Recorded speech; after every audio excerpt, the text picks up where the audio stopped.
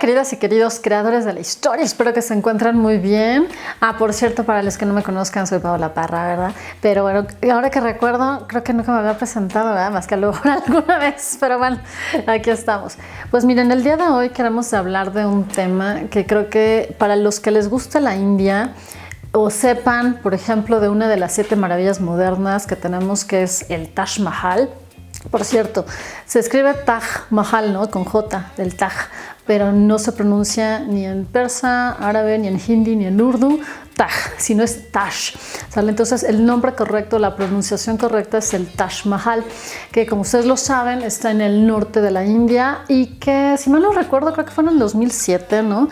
Que en una votación quedó como una de las 7 maravillas modernas, junto con, por ejemplo, la pirámide, ¿no? O la estructura tronco piramidal que tenemos en Yucatán, que es Chichén Itzá, el castillo, o la pirámide de Kukulcán, ¿no? Que también está entre otras maravillas creadas por el hombre, ¿no? Recuerden que hay 7 maravillas antiguas y que la única que persiste hasta el día de hoy o se mantiene, pues son las pirámides de Egipto, ¿no? Pero bueno, son guau, maravillosas, tienen más de 4000 años, ¿no? No, bueno, tienen muchísimo más, ¿no? En realidad. Pero bueno, hoy queremos hablar de una de estas 7 maravillas modernas, que es el Taj Mahal. Y algunos de ustedes a lo mejor, si no saben mucho, no han investigado o no han estado en contacto con la India, con la historia india, pues a lo mejor no saben. Algunos hasta me han preguntado, oye, ¿es un palacio? ¿Es un templo? ¿Qué es? Pues no, no es ninguna de las dos cosas. Es una tumba, es un mausoleo.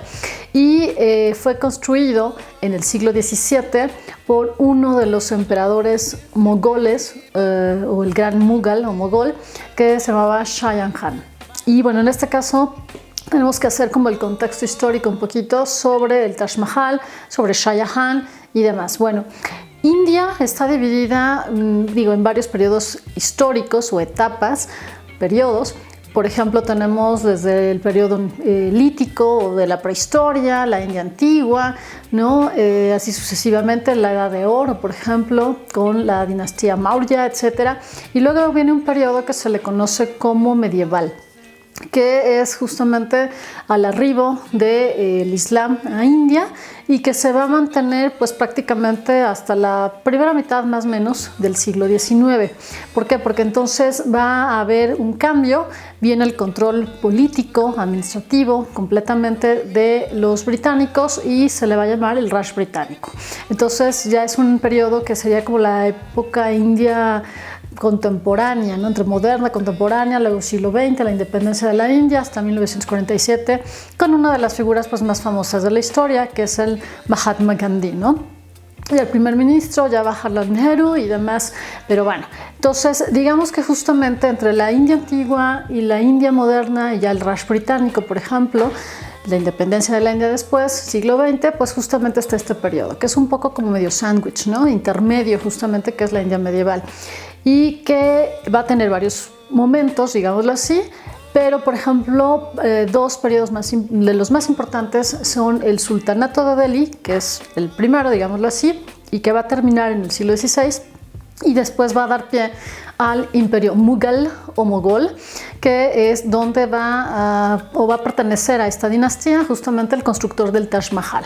Ahora, en este caso tenemos que pensar que ¿por qué se llaman los mogoles? No son mongoles, sí tienen, en un inicio sí tenían una conexión con Mongolia, con el imperio mongol, por así decirlo, Gengis Khan, Tamerlán, etcétera, pero en realidad ya después dejan de serlo. Entonces es incorrecto llamar a este gobierno o a este periodo como mongol, sino es solamente mogol, que sí hace una referencia a un inicio, a ancestros, ¿no? En un momento dado que venían de Mongolia y tantán, ¿no?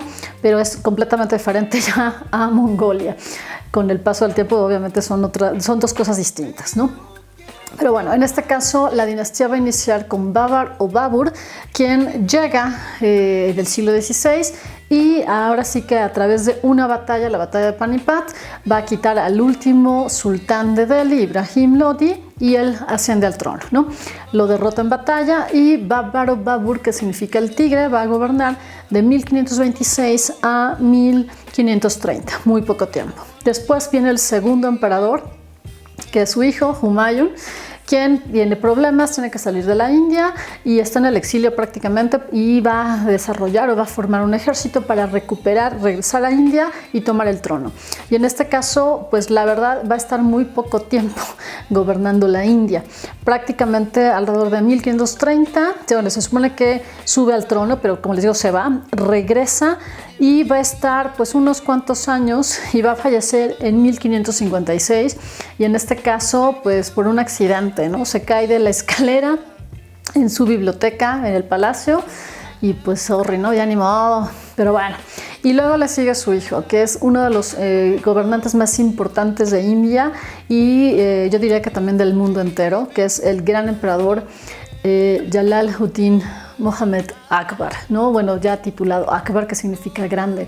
Y él va a gobernar de 1556 a 1605. Prácticamente justamente son 50 años de gobierno y hace cosas maravillosas. Digo, también no es santo, ¿no? Obviamente es buenísimo también para la guerra y es alguien que va a buscar a través de la diplomacia, el diálogo, hacer alianzas con los grandes enemigos que eran de los emperadores mogoles y bueno, y también de los sultanes que van a ser musulmanes, obviamente los Rajputs que van a ser hindúes, ¿no? Los grandes reyes Rajputs de la zona de Rajasthan o Rajputana, que están pues en la zona noroccidental de la India, ¿no? Y bueno, de hecho se va a casar con una princesa Rajput. Hay una película buenísima de Bollywood, bueno, ya hay antes también otras películas, hay series de televisión también en Pakistán, etcétera, ¿no? Porque piensan que Pakistán, aunque ya es otro país, fuera la India en realidad. Y bueno, entonces Akbar pues es un tipazo, ¿no? Y que va a estar ahí gobernando la India. Y algo muy importante, es el primero que va a quitar un impuesto que había para los no musulmanes, o sea, los hindúes. Y pues la gente, obviamente hindú, que era un alto porcentaje de la población, la que creía y cree incluso o practica esta religión, pues se quedó súper agradecida con él. Y Akbar además también era sumamente tolerante en muchas cuestiones religiosas. De hecho, él organizaba, pues ahora sí que reuniones en el Lal Quila o el Fuerte Rojo, por ejemplo, de Agra, ¿no? Donde estaban jesuitas, estaban hindúes, estaban musulmanes y hablaban pues de la divinidad, ¿no? Y sus conceptos y demás. Era muy interesante. El que le sigue es su hijo Jahangir, que va a gobernar de 1605 a 1627. Jahangir sigue con esta visión de tolerancia religiosa, va a implementar una cosa que se llama la cadena ahora sí que del emperador, que se colocaba afuera de las puertas o de las entradas del Fuerte Rojo, también de Agra, donde se jalaba para que quien quisiera una audiencia con el emperador pudiera acceder, ¿no?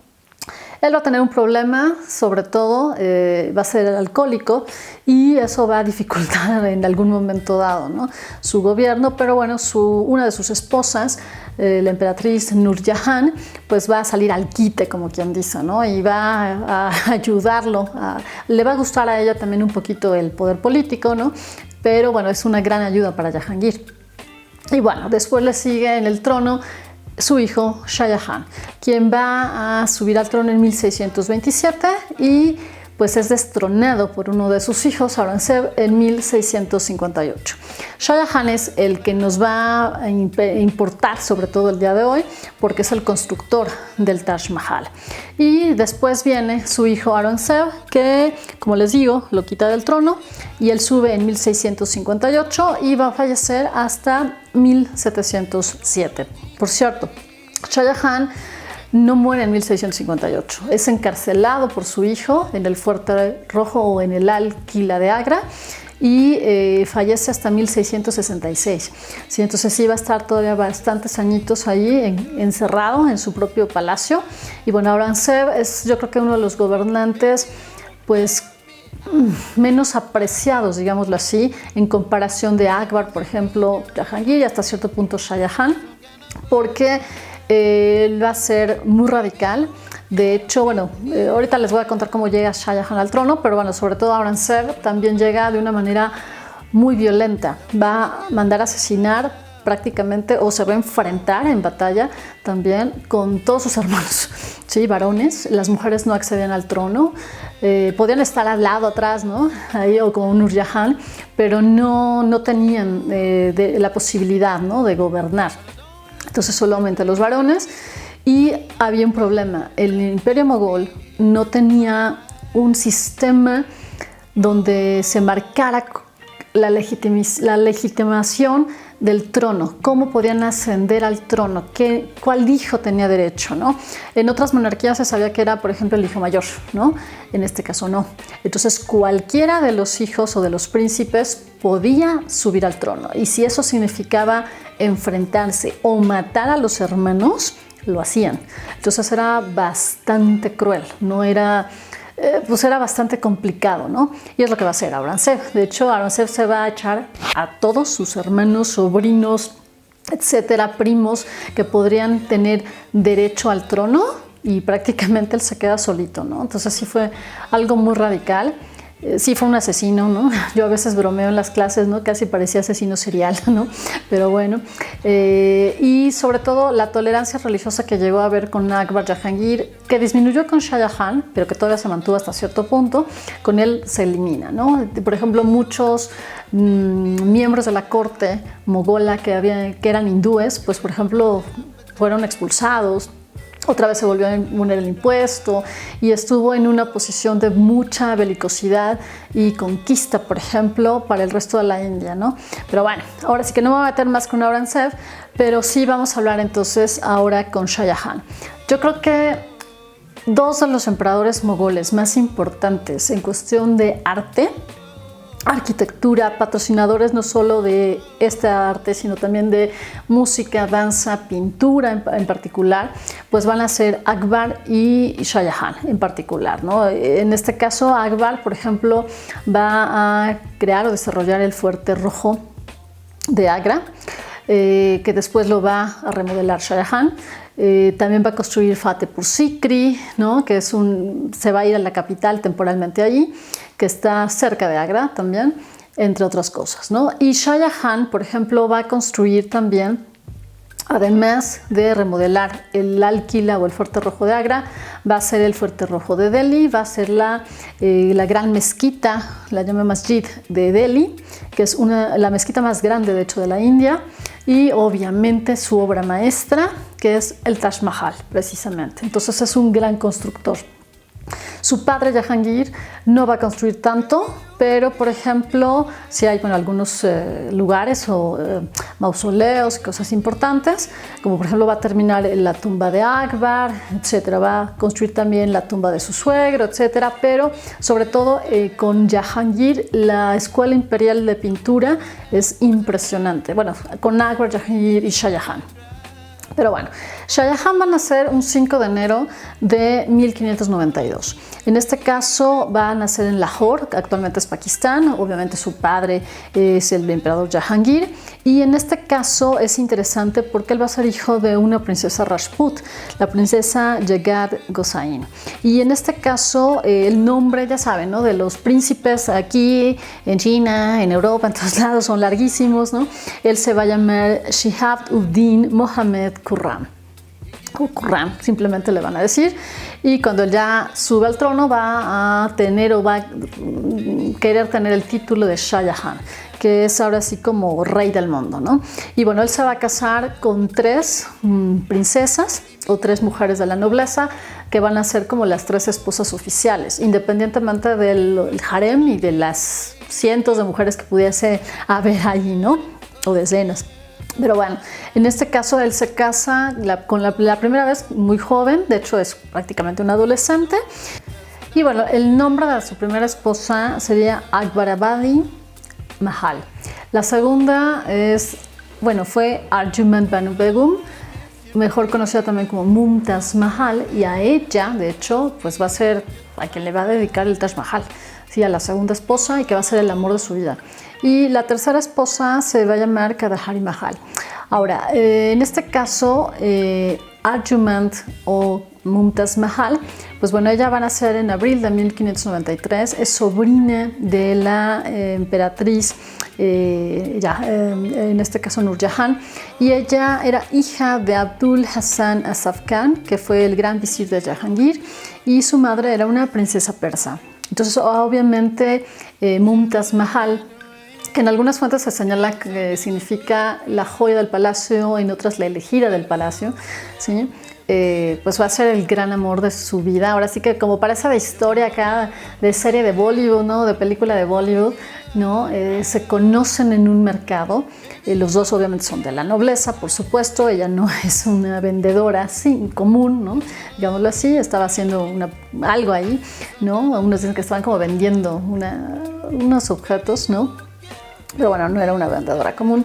Y Shah Jahan, de 15 años, se enamoró perdidamente, se flechó de ella. Ella tenía como 14 añitos, pero pues eran muy jovencitos, ¿no? Para casarse, y a la mera hora, pues bueno, un tiempo después va a, pues ahora sí que pedirle el matrimonio, digámoslo así.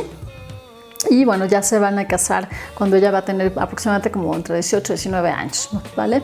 Entonces, eso sí va a ser, se buscó, ¿no? También astrológicamente hablando, la fecha más propicia, y se señaló que iban a ser muy felices, y sí lo fueron.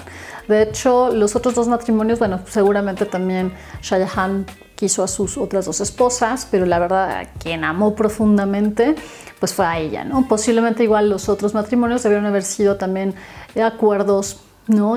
Políticos, seguramente, pero en este caso Mumtaz no, o sea, ella sí fue el amor, como les digo, de la vida de Shah Jahan, ¿no?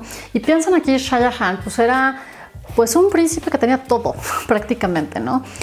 Fue educado de la mejor manera, con todas las artes, todas las cuestiones políticas, administrativas, bélicas. Era muy bueno también para la guerra. Estuvo mucho tiempo en un contacto muy cercano con su abuelo Akbar también.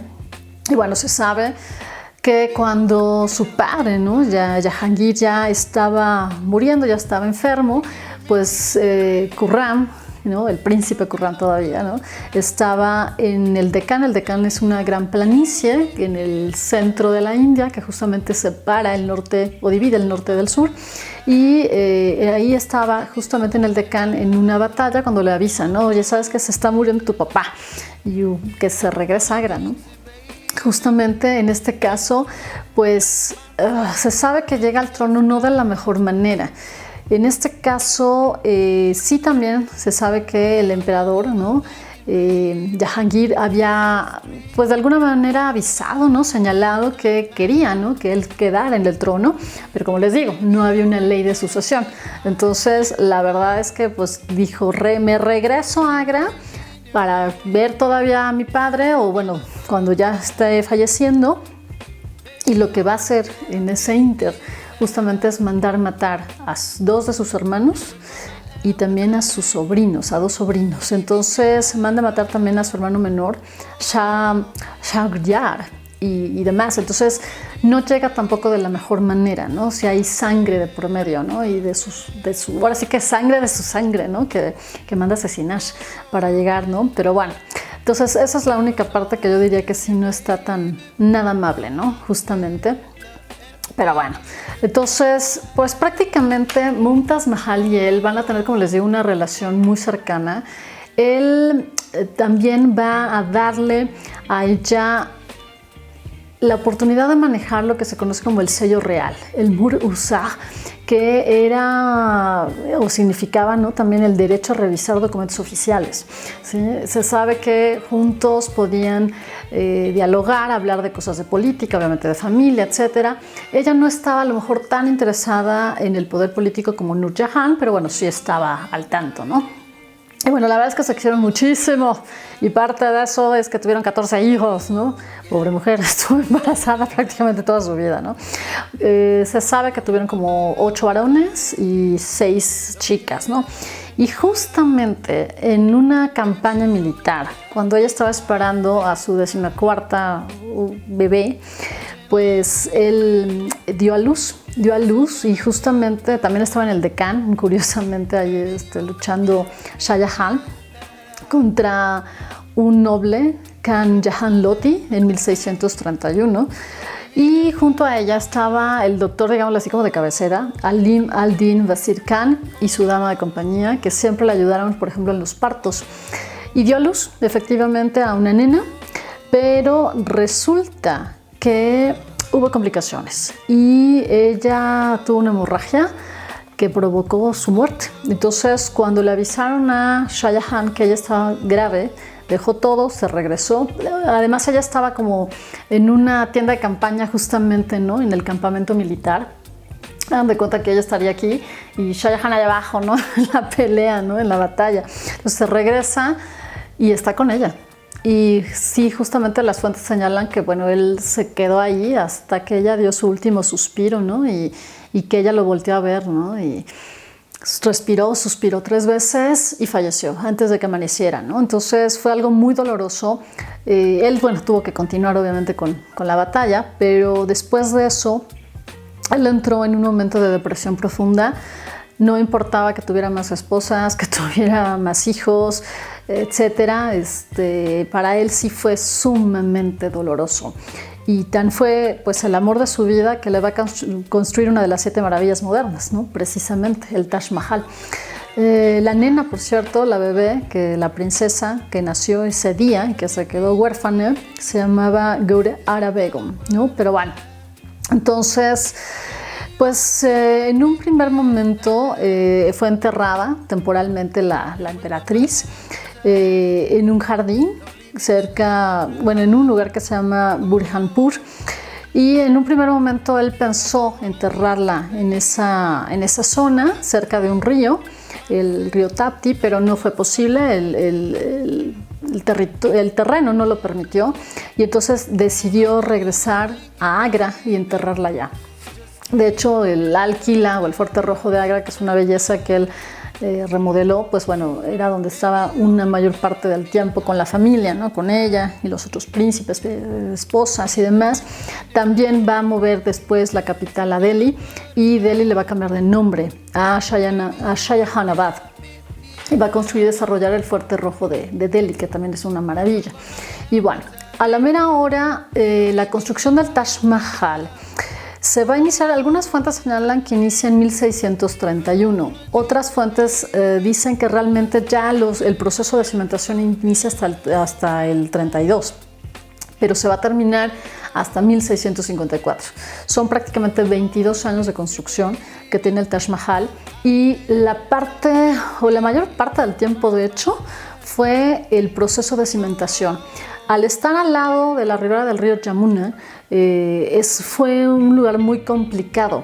De hecho, se sabe que ese terreno, por así decirlo, pues pertenecía a un noble, ¿sí?, que se llamaba Rajat Jai Singh, y que Shah Jahan le dijo, bueno, ahora sí que pásamelo, ¿no?, véndemelo, por así decirlo, y yo a cambio te voy a dar pues una tierra, ¿no?, de gobierno, etcétera, donde puedes recibir impuestos, qué sé yo, ¿no? Y bueno, se la da. Y bueno, justamente como les digo, empieza la cimentación, que fue lo más complicado, lo más difícil. Se utilizaron obviamente diferentes tipos de piedras, incluso se sabe que a lo mejor madera de sándalo, quizás. Se trajeron barro, ¿no?, barro rojo, arena gris, arena amarilla, cal, etcétera, para poder hacer todos los cimientos y demás. Entonces se tardaron, como les digo, bastante. Se tuvo que nivelar muchísimo el terreno, aumentar como entre 15 y 20 metros de altura aproximadamente. Y bueno, el Taj Mahal, además, yo creo que no solamente es la obra maestra de Shah Jahan, yo creo que es la obra maestra del arte de la arquitectura mughal o mogola de la India, ¿no? Y que tiene influencia también tanto de arte persa o de arquitectura persa, turca, otomana, y obviamente ya una fusión con elementos indios propios. Entonces el resultado pues es esto justamente, ¿no? Un edificio impresionante, que de verdad está cuajado de detalles, de lujo, de amor incluso, y devoción, hasta se podría decir, a la esposa difunta, ¿no? Y bueno, la verdad es que el Taj Mahal en algunas fuentes significa la corona del palacio. Mahal es palacio. Entonces, vamos a tener aquí también que algunas fuentes varían en cuanto a los nombres de los arquitectos o los maestros especialistas que intervinieron en la construcción del Taj Mahal. Entre otras cosas, porque sí es importante señalarlo, hay unas pequeñas discrepancias, por así decirlo, ¿vale? Ahora, el Taj Mahal, también tengo que decirlo, por mucho tiempo miembros a lo mejor del Raj británico o europeos dijeron que quizás un europeo pudo haber estado atrás, ¿no? Como arquitecto diseñándolo. No lo podemos decir, un italiano, por ejemplo, ¿no? No queda claro, no aparecen realmente en los registros eso, ¿no? Por ejemplo, Jerónimo Veroneo, ¿no? Se manejaba, pero no, es quizás nada más algo que se comentó, pero no se ha podido comprobar al 100, ¿sí? Entonces, bueno, vamos a ver que se van a contratar a especialistas. Por ejemplo, en algunas fuentes se señala que Ustad Isa e Isa Muhammad Effendi tuvieron un rol clave en la construcción del edificio. En otras fuentes se señala que, por ejemplo, el arquitecto líder se llamaba Ustad Ahmad Lahouri y que él era un astrónomo y un matemático persa, bueno, además de arquitecto. También que hubo como una especie de asistente o que estaba junto con él y que era un especialista en hacer cúpulas y domos, Ismail Effendi, ¿no? Entonces aquí cambian, si se fijan, el nombre entre una fuente y otra, pero bueno. También se habla en algunas fuentes de un tal Puru de Benarus como arquitecto supervisor. La cúpula principal fue diseñada por Ismail Khan del Imperio Otomano, ¿no? Esta es una opción, como les digo, en otras fuentes se señala que fue más bien Ismail Effendi, pero bueno. También lo que sí es que, por ejemplo, el maestro diseñador de mosaicos, que era de Delhi, se llamaba Chiranji Lal. Él sí va a estar en casi todas las fuentes señalado. También se habla de otro maestro, Amir Ali, maestro cortador de piedra, Mohamed Hanif, artista en diseños de mármol, por ejemplo, Amanat Khan, o también conocido como Abd al-Haq, de Shiraz, de Irán, o Persia, quien fue el gran maestro calígrafo. Eso sí, también su nombre aparece por todos lados, en todas las fuentes, y que hizo una maravilla de la caligrafía con suras o fragmentos del Corán, además de señalar en diferentes partes, por ejemplo, también como en la mezquita que está al lado del mausoleo, los nombres de Alá, por ejemplo, ¿no? También. Y bueno, entonces realmente, además de ellos que van a ser como los líderes, ¿no? O los maestros principales, obviamente van a haber otros arquitectos menores y muchísimos trabajadores, tanto artesanos especializados como obreros, hombres, mujeres, que van a traer las piedras, el mármol y demás. Se sabe que, por ejemplo, se utilizaron pues justamente más de 20,000 personas realmente, o trabajaron aquí, más de 1,000 elefantes, por lo menos 6 carros diferentes, ¿no? Para subir. Se cree que hubo a lo mejor la construcción de rampas, además de que, bueno, sí se sabe que se utilizaron poleas, ¿no? Y demás para subir justamente y bajar en algún momento dado, ¿no? También los diferentes materiales. Obviamente la base va a ser de los materiales de construcción, arenisca roja, que es típica del norte de India, se encuentra en muchos lados, el mármol blanco de Makrana de la zona de Rajasthan, mármol negro para detalles justamente como de la caligrafía, y también elementos de ornamentación geométrica también, entre otras cosas, ¿vale? Entonces vamos a ver que realmente la creación del Taj Mahal en 22 años dio por resultado algo magnífico. Para que tengan una idea, algo característico que tiene el Taj Mahal y que lo podemos ver, por ejemplo, adentro en la sala de los cenotafios. El cenotafio es la falsa tumba, abajo del Taj Mahal. Bueno, el Taj Mahal está dividido en 2 secciones: los jardines, que están con una forma de charbak o de 4 lados, subdividido en su interior, y obviamente el área donde está el mausoleo, que está encima de o sobre un plinto o plataforma tipo terraza, que es ahí donde también hay 2 edificios que miran hacia el Taj Mahal. Uno es una mezquita y el otro es un edificio gemelo que no tenía realmente alguna función específica. Si lo comparamos, por ejemplo, obviamente con la mezquita, que era para rezar por el alma de la difunta, y después, bueno, también el emperador Shah Jahan va a ser enterrado ahí por su hijo Aurangzeb. Y bueno, en este caso, pues precisamente vamos a ver que a la mera hora, abajo de este plinto o plataforma va a estar la cripta, que es donde realmente están los restos de sus cuerpos, ¿sí? Y lo que vemos arriba, pues simplemente es un cenotafio, es una tumba vacía, ¿no? Pero que simbólicamente es importante, ¿no? Para dejar ofrendas, es como la fachada oficial, ¿no? Digámoslo así. Entonces, bueno, ahora sí que también sabemos que además de estos elementos, bueno, más bien materiales constructivos, también va a utilizarse un ladrillo pequeño en varios lugares que se llamaba la Kauri Int, ¿no? Y por ejemplo, para hacer las cúpulas también se utilizó este tipo de ladrillo, que toda la cúpula está revestida obviamente por el mármol blanco, ¿no? Entre otras cosas. Aproximadamente el Taj Mahal abarca una superficie de 12.000 metros cuadrados aproximadamente, ¿sí? Entonces vamos a ver que el mausoleo tiene alrededor de 60 metros de altura, entre otras cosas, y que la cúpula tiene como 20 metros de diámetro y 25 metros de altura, o sea, no es cualquier cosita, ¿no? Y los 4 minares o minaretes que tiene en las esquinas también son muy altos. Entre otras cosas, podemos decir que la verdad, pues como les digo, es una maravilla realmente.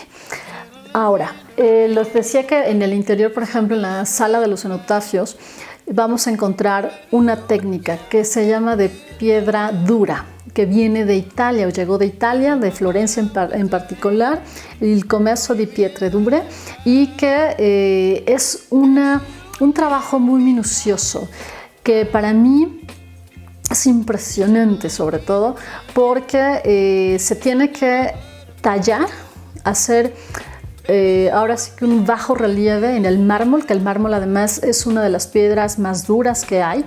Y después de hacer, por ejemplo, o romperlo, por así decirlo, tallarlo, ¿no? De cierta manera, se incrustan estas piedras semipreciosas que van a venir, por ejemplo, jaspe del Punjab o del Panjab, cristal y jade de China, por ejemplo, turquesa del Tíbet, de Afganistán, lapislázuli, zafiros de Ceilán, ¿no? Cornalina de Arabia, etcétera, ¿no? Son alrededor de 28 gemas distintas que van a ser incrustadas para formar tallos, hojas, frutas, etcétera, flores maravillosas, donde van a ver en muchos casos juego de luces y sombras, o sea, no se incrusta de una manera simple estas 28 gemas. Por ejemplo, para hacer una flor pueden haber 28 trozos o 30 o 40 trozos distintos para hacer una sola flor. Imagínense toda la decoración ya así. Es impresionante. Por eso, entre muchas cosas más, el Taj Mahal es una de las 7 maravillas modernas, porque no fue cualquier cosita. Para que tengan una idea, algunas fuentes señalan que su costo, ¿no? Su costo fue como de 50 millones de rupias de la época, pensando en oro, es como si fuera 500 millones de dólares. De hecho, Shah Jahan llevó a la bancarrota al imperio después de la construcción del Taj, porque fue el edificio más caro hasta ese momento, ¿no? Entonces, sí fue, la verdad, sumamente impresionante lo que implicó hacer el Taj, ¿no? Ahora, les había dicho que justamente está dividido en 2 secciones. El jardín, que también se le conoce como Bagicha, que es de Charbagh o de 4 lados, ¿sí? Y Rausa es el área donde está el plinto, plataforma o terraza, que es donde se yergue, ¿no? el Taj tal cual, ¿no? Entonces el Rausa y el Bagicha o zona del jardín o área del jardín, que no es cualquier jardín. De hecho, el Charbagh hace referencia a una visión que tuvo Mohammed o Mahoma y que fue descrita en el Corán. Justamente hace referencia al paraíso. El paraíso no solamente celestial después de la muerte, ¿no? Y que podrían estar ahí un buen musulmán, una buena musulmana, también a los paraísos, por ejemplo, de Adán y Eva, ¿no? Pero este paraíso sagrado, espiritual, celestial, donde las almas podrían estar ya ante la gloria, la gracia de Alá, pues justamente hace referencia a una fuente central de la que emergen 4 ríos. Uno de leche, uno de agua, uno de vino, otro de miel, ¿no? Y que justamente entonces el Taj Mahal, al estar en un charbag, igual que muchos otros mausoleos musulmanes, hacen la referencia de que el muerto, o la muerta, en este caso la difunta, está ante la presencia de Dios, está en el paraíso, está disfrutando de la gracia divina en el paraíso, ¿sí? Como les decía, creo que les había dicho al principio del video, ¿no? La BBC de Londres hizo en su momento también un documental muy interesante sobre el Taj, donde no solamente se ve reflejado o se hace evocación al paraíso, con los jardines, sino también el mismo edificio se cree una interpretación que puede ser como el trono de Dios, el trono de Alá, ¿no? Entonces es interesantísimo, ¿no? Todo lo que se hizo, los detalles, fueron todos supervisados igual por Shah Jahan, nada se le fue. Y bueno, aquí parte de los chismes históricos también se señalan que posiblemente hay los malos chismes, oigan, ahí digo, ok, que mandó matar a sus hermanos, ¿no? No todos, pero sí varios, pero se dice que posiblemente o le cortó las manos, ¿no?, a los arquitectos, o los dejó ciegos, ¿no?, o le sacó los ojos después de ver la obra finalizada. Pero la verdad es que no se puede comprobar eso. Y algunas fuentes dicen que incluso siguió trabajando con algunos de los arquitectos para, por ejemplo, en Lahore, ¿no?, para el fuerte de Lahore, ¿no?, entre otras cosas, ¿no?, que va a ser otro de los palacios que va a construir o va a desarrollar y demás, ¿no? Entonces la verdad es que nunca se sabe. Lo que sí es que, por ejemplo, en el jardín, en el canal principal, que tiene diferentes fuentes, ¿no?, también se sembraron cipreses, ¿no? Ya en la época del Raj británico se quitaron, ¿no? Lord Curzon, que fue uno de los virreyes, también estuvo muy interesado en restaurar el Taj Mahal, por cierto. Fue alguien que le gustó mucho el arte, la arquitectura india, ya fuera hindú o musulmana.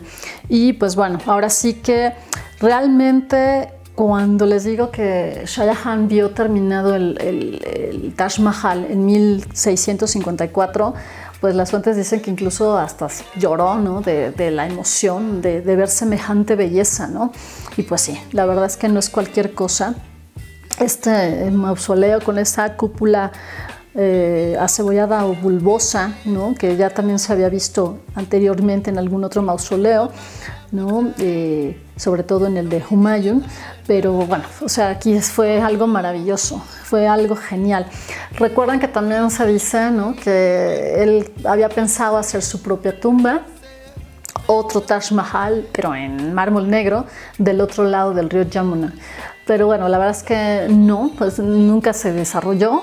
Hay un espacio, ¿no?, digámoslo así, libre, donde los arqueólogos, ¿no?, indios, pues vieron que había restos de un jardín de la época mogola, ¿no?, pero no los inicios de una cimentación, por ejemplo, para hacer una tumba, entre otras cosas, ¿no? Y bueno, obviamente no hubo dinero, ¿no? Además, ¿no?, pues ya dejó en bancarrota al imperio, y además su hijo Aurangzeb pues le quita el trono, como les digo. Él va a tener serios problemas de salud, Shah Jahan, y como no puede gobernar bien, pues Aurangzeb pues manda a matar a todos sus hermanos, ¿no?, incluso al preferido y al mayor, que era Darashiko o Darío, que era de hecho el favorito de Shah Jahan para el trono. Y pues lo mata, ¿no? Era otro Akbar, posiblemente hubiera sido otro Akbar, y Aurangzeb no se lo permite, le declara la guerra y lo mata en batalla, y mata a todos sus hermanos, sobrinos, primos y demás, lo que les digo. Y pues bueno, Aurangzeb entonces toma el trono a partir de 1658. Y pues bueno, como ven, el Taj Mahal, pues como se pueden dar cuenta, no es solo una obra maestra de la arquitectura mogola, ahora podemos decir mundial, y pues justamente fue, yo creo que la forma más devota de amor que tuvo a un hombre por la mujer que amaba, ¿no? Entonces, sí que fue sumamente caro esta obra o esta demostración de amor, ¿no? Pero bueno, la verdad es que simplemente creo que todos los que tienen la oportunidad de ir a India, al norte, al estado de Uttar Pradesh, que es donde está Agra, donde está el Taj Mahal, pues todos quieren, ¿no? O todos nos sacamos la foto en su momento, ¿no? Porque tuve la suerte de estar por allá hace ya muchos años y conocer también pues lo que construyó Shah Jahan, no solamente el Taj, también el Lal Quila de Agra, el Lal Quila de Delhi, la Jama Masjid de Delhi, entre otras cosas, y bueno, sí es impresionante. Yo me quedé asombrada, maravillada de la belleza, el lujo oriental, el refinamiento, ¿no? que tenían para crear estas grandes obras de la arquitectura e incluso también de artes decorativas, que son impresionantes. Pues bueno, ahora sí que les di una pequeña clase del Taj Mahal, que es una probadita de lo que yo doy en mis cursos justamente de arte de India en la UNAM. Y bueno, este está dedicado especialmente para mis estudiantes universitarios, pero para todos aquellos también que les interesa la India, que les gusta el Taj Mahal y que quisieron saber un poquito más de su historia, de su construcción, del contexto histórico, ¿no? En el que se crea un poquito los chismes históricos, esta historia de amor entre Shah Jahan y Mumtaz Mahal y demás, ¿no? Y pues bueno, ahora sí que si les gustó, denos un like, por favor también compártanlo porque eso nos ayuda muchísimo. Les recordamos, los invitamos que se suscriban aquí a nuestro canal, que también nos sigan en Facebook, en TikTok, Instagram. Vamos lento ahí un poquito, ¿verdad? Pero ahí vamos, ¿sí?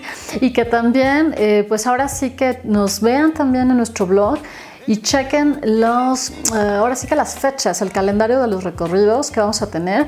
El próximo, si mal no recuerdo, que va a ser en mayo, va a ser sobre la Inquisición, ¿no? Todo el misterio que hay alrededor ahí en la Plaza de Santo Domingo en la Ciudad de México, ¿no? Y este hermosísimo palacio que ahora es museo, ¿no? De la historia de la medicina de la UNAM, pero que bueno, albergó en su momento, sobre todo en el siglo XVIII, ese palacio en particular, pues ahora sí que el santo oficio de la Inquisición y que se estableció desde el siglo XVI ahí, ¿no?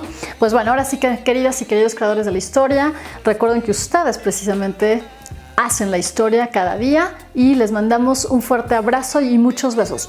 ¡Chao!